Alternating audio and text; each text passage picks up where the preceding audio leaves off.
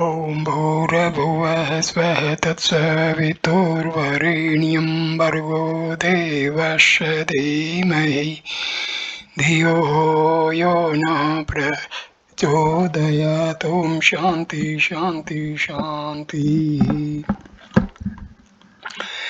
Namaste, my dear friends. This is video number 50.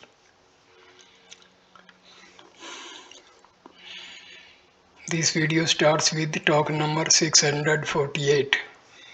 17th March 1939, talk number 648. Sri Bhagwan said that Tatva Rayar was the first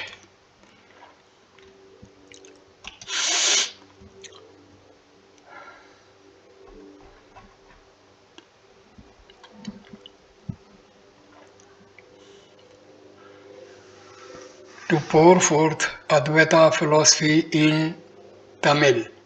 He had said that the earth was his bed, his hands were his plates, putting food, the loincloth was his clothing, and thus there was no want for him. In Maharaja Thiruvayu Turavu, the renunciation of the king, he says, he was seated on the bare ground, the earth was his seat, the mind was the chamra, the sky was the canopy, and renunciation was his spouse.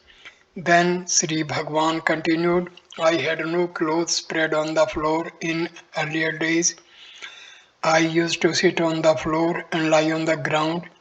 That is freedom. The sofa is a bondage. It is a jail for me. I am not allowed to sit where and how I please. Is it not bondage? One must be free to do as one pleases and should not be served by others. No want is the greatest bliss. It can be realized only by experience. Even an emperor is no match for a man with no want. The emperor has got vassals under him, but the other man is not aware of any beside the self, which is battle. 18th March 1939, talk number 649.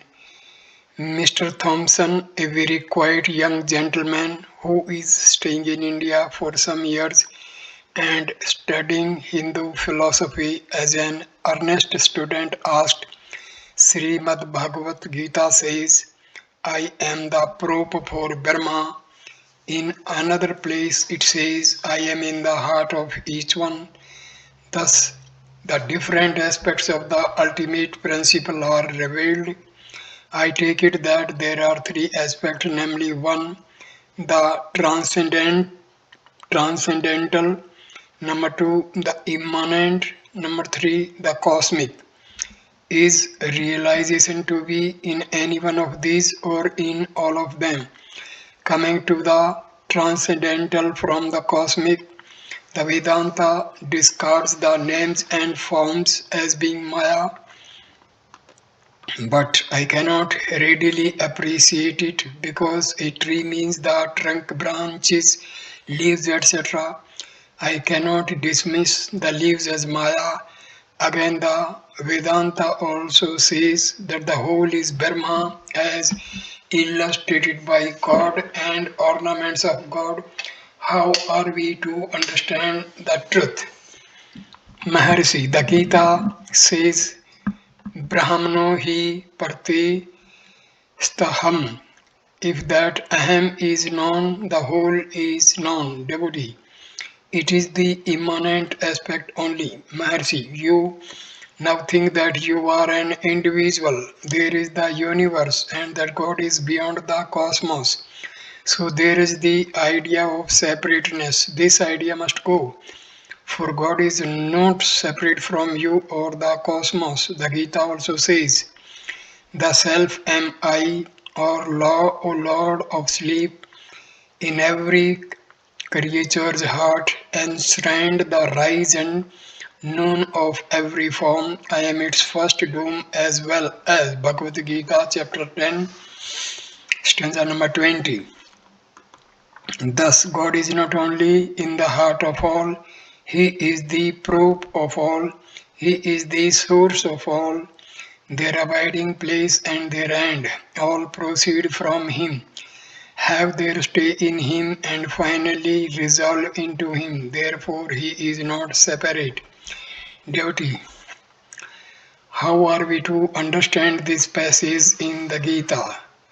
The whole cosmos forms a particle of me. Mercy, it does not mean that a small particle of God separates from Him and forms the universe. His Shakti is acting as a result of one phase of such activity. The cosmos has become manifest. Similarly, the statement in Purusha Sukta, all the beings from his 1 foot, Padosya Viswa Bhutani, does not mean that Brahma is in 4 parts. Devotee, I understand it. Brahma is certainly not divisible. Mercy. So the fact is that Brahma is all and remains indivisible. He is ever realized. The man does not, however, know it. He must know it. Knowledge means the overcoming of obstacles which obstruct the revelation of the eternal truth that the self is the same as Brahma. The obstacles form altogether your idea of separateness as an individual. Therefore, the present attempt will result in the truth being revealed that the self is not separate from Brahma. 22nd March 1939, talk number 650. An Andhra gentleman of middle age asked Sri Bhagavan how he should make his japa. Maharshi, the japa contains the word namaha. It means that state in which the mind does not manifest apart from the self. When the state is accomplished, there will be an end of the japa. For the doer disappear and so also the action. The eternal being is alone left. Japa should be made until that state is reached. There is no escape from the self. The doer will be automatically drawn into it. When once it is done, the man cannot be anything else but remain merged in the self. Devotee, will bhakti lead to mukti? Maharshi, bhakti is not different from mukti. Bhakti is being as the self Savrupa. One is always that. He realizes it by the means he adopts. He is bhakti. To think of God, that means only one thought prevails to exclusion of all other thoughts. That thought is of God, which is the self, or it is the self surrender into God. When He has taken you up, nothing will assail you. The absence of thought is bhakti, it is also mukti. The jnana method is said to be vichar, enquiry. That is nothing but supreme devotion, prabhakti. The difference is in words only. You think that bhakti is meditation on the Supreme Being. So long as there is vibhakti, the sense of separateness, bhakti reunion is sought. The process will lead to the ultimate goal as is said in Srimad Bhagavad Gita. Artho jignasu artharti janani cha bharta sabha tesam jnani nitya yukta eka bhakti visishyate. Any kind of meditation is good, but if the sense of separateness is lost and the object of meditation or the subject who meditates is alone left behind without anything else to know, it is jnana. Jnana is said to be eka bhakti, single minded devotion. The Jnani is the finality because he has become the self and there is nothing more to do. He is also perfect and so fearless. Dvityat, why bhayam bhavati? Only the existence of a second gives rise to fear. This is mukti. It is also bhakti. 23rd March 1939, talk number 651. A.W. Chadwick is copying the English translation of the Tamil Kaivalya Navanita. When he came across some technical terms in it and felt some difficulty in understanding them, he asked Sri Bhagwan about them. Sri Bhagwan said, those portions deals with theories of creation. They are not material because the Shrutis do not mean to set forth such theories. They mention the theories casually so that the enquirer may please himself if he has so inclined. The truth is that the world appears as a passing shadow in a flood of light. Light is necessary to see the shadow also. The shadow does not deserve any special notice, analysis, or discussion. The book deals with the self, and that is its purpose. The discussion on creation may be omitted for the present. Later, Sri Bhagwan continued. The Vedanta says that the cosmos springs into view simultaneously with the seer.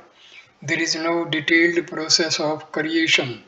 This is said to be Yugapat Srishti, instantaneous creation. It is quite similar to the creations in dream where the experiencer springs up simultaneously with the objects of experience. When this is told, some people are not satisfied for they are so rooted in objective knowledge. They seek to find out how there can be sudden creation. They argue that an effect must be preceded by a cause. In short, they desire an explanation for the existence of the world which they see around them. Then the Shrutis try to satisfy their curiosity by such theories of creation. This method of dealing with the subject of creation is called karma srishti, gradual creation. But the true seeker can be content with yugapat srishti, instantaneous creation. 24th March 1939, talk number 652. A certain person had composed verses in praise of Sri Bhagwan. Therein the word Avartupuri occurs. Sri Bhagwan said that it means Truchoji, the birthplace of Sri Bhagwan.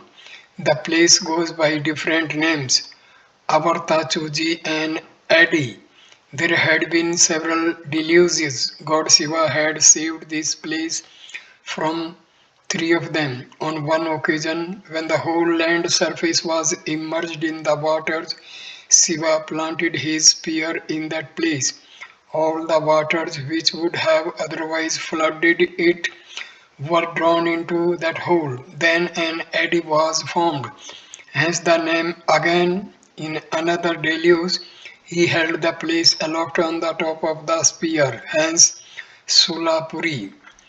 Mother Earth was carried away by Hiranyakasha into the waters. When recovered by Vishnu, she felt that she had Papasparsa by that Rakshasa. As an expiation of that impure touch, she worshipped Shiva in that place. Hence, Bhumi Natheswara Akshetra. Gautama is prominent in Arunachala as well as in Trichoji. Shiva showed himself to the saint in the dancing posture and also reenacted the wedding of Gauri Shankar. Kaundinya was another rishi for whose sake the sacred river began to flow there. It goes by the name of the rishi that is Kaundinya Kondinaya river, which in Tamil was corrupted into Kundaru. It is otherwise called Papa Hari, that is the destroyer of sins. There lies a story behind it. A king's daughter was hysterical, that is possessed. She was taken on a pilgrimage to various sacred places and tirthas. On one occasion, the party heard the name of Papa Hari as a tirtha in a sankalpa before bathing. They enquired where the tirtha was and went to Trichoji. The girl was bathed in that water and thus made free from the spirit. The Pandya king also got free from Brahmacharya in this place. It happens to be the center of the Pandya kingdom, which comprised the Madura, Ramanad, and Tirunelveli districts. The village had a sacred tank in front of the temple, which was the spot of the eddy created by the spear of Shiva. Even now, the waters in the tank rise at the rate of about a foot every day for 10 consecutive days, preceding the full moon in the Tamil month Masi, Magha Sudha Purnima, and then gradually fall during the succeeding 10 days. This phenomenon can be observed every year. It is noted with wonder by the young ones of the village. Pilgrims gather to bathe in those waters on that occasion. That water is sulphurous, for the silver jewels of the bathers become dark after bathing in it. Sri Bhagavan said he had noted it when he was a boy. The village has the river on one side and a huge lake on the other side. The band of the lake is clay and runs about 3 miles in all. The lake is strangely enough 20 feet over the level of the village. Even when it is overfull, the waters escape in other directions, leaving the village unaffected. 1st April 1939, talk number 653. Some teachers who attended the Teachers Guild meeting in the town came on a visit to the hall. One of them asked Sri Bhagwan, I seem to be wandering in a forest because I do not find the way. Maharshi, this idea of being in a forest must go. It is such ideas which are at the root of the trouble. Devotee, but I do not find the way. Maharshi, where is the forest and where is the way unless they are in you? You are as you are, and yet you speak of a forest and ways. Devotee, but I am obliged to move in society. Maharshi, society is also an idea similar to that of the forest. Devotee, I leave my home and go and mix in society. Maharshi, who does it? Devotee, the body moves and does all. Maharshi, quite so. Now that you identify yourself with the body, you feel the trouble. The trouble is in your mind. You think that you are the body or that you are the mind, but there are occasions when you are free from both. For example, in deep slumber, you create a body and a world in your dream that represents your mental activities. In your waking state, you think that you are the body, and then the idea of forest and the rest arise. Now consider the situation. You are an unchanging and continuous being who remains in all these states which are constantly changing and therefore transient, but you are always there. It follows that these fleeting objects are mere phenomena which appear on your being like pictures which move across a screen. The screen does not move when the picture moves. Similarly, you do not move from where you are even when the body leaves the home and mixes in society. Your body, the society, the forest, and the ways are all in you. You are not in them. You are the body and also, but not this body only. If you remain as your pure self, the body and its movements need not affect you. Devotee, this can be realized only by the grace of the Master. I was reading Sri Bhagavata. It says that bliss can be had only by the dust of the Master's feet. I pray for grace, Maharshi. What is bliss but your own being? You are not apart from being, which is the same as bliss. You are now thinking that you are the mind or the body, which are both changing and transient. But you are unchanging and eternal. That is what you should know. Duty, it is darkness and I am ignorant. Maharshi, this ignorance must go. Again, who says I am ignorant? He must be the witness of ignorance. That is what you are. Socrates said, I know that I do not know. Can it be ignorance? It is wisdom. Devotee, why then do I feel unhappy when I am in valor and feel peace in your presence, Maharshi? Can this feeling in this place be bliss? When you leave the place, you say you are unhappy. Therefore, this peace is not permanent. Say it is mixed with unhappiness which is felt in another place. Therefore, you cannot find bliss in places and in periods of time. It must be permanent in order that it may be useful. Such permanent being is yourself. Be the self, and that is bliss. You are always that. You say that you left Vallure, travelled in the train, arrived in Tiruvannamalai, entered the hall and found happiness. When you go back, you are not happy in Vallure. Now, do you really move from place to place? Even considering you to be the body sits in a cart at the gate of the home. The cart moves on to the railway station, then it gets into a railway carriage which spreads on from Vellore to Tiruvannamalai. There it gets into another cart which brings the body here. Yet when you are asked, you say that you travelled all the way from Vellore. Your body remains where it was and all the places went past it. Such ideas are due to the false identity which is so deep rooted. Another asked, should we understand the world as a transient, anitya? Mercy, why so? Because you are now considering it to be permanent, nitya. The the scriptures tell you that it is not so in order to wean you from wrong ideas.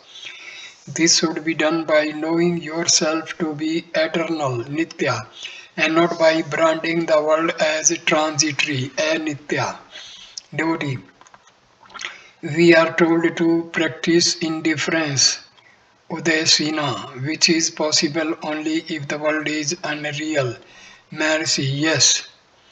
Audacineam abhipisitam. Indifference is advised, but what is it?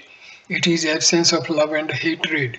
When you realize the self on which these phenomena pass, will you love or hate them? That is the meaning of indifference. Devotee, that will lead to want of interest in our work. Should we do our duty or not? Maharshi, yes, certainly. Even if you try not to do your duty, you will be perforce obliged to do it. Let the body complete the task for which it came into being. Sri Krishna also says in the Gita, whether Arjuna liked it or not, he would be forced to fight. When there is work to be done by you, you cannot keep away, nor can you continue to do a thing when you are not required to do it. That is to say, when the work allotted to you has been done, in short, the work will go on and you must take your share in it, the share which is allotted to you. Devotee, how is it? to be done. Maharshi, like an actor playing his part in a drama free from love or hatred. Om Tat Sat.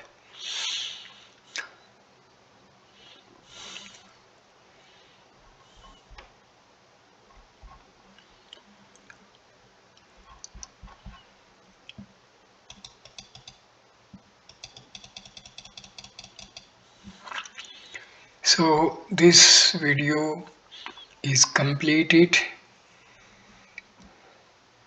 Thank you for watching this video. Please like, comment and share the video and subscribe the channel. Thanks a lot. Namaskar my dear friends. Namaste.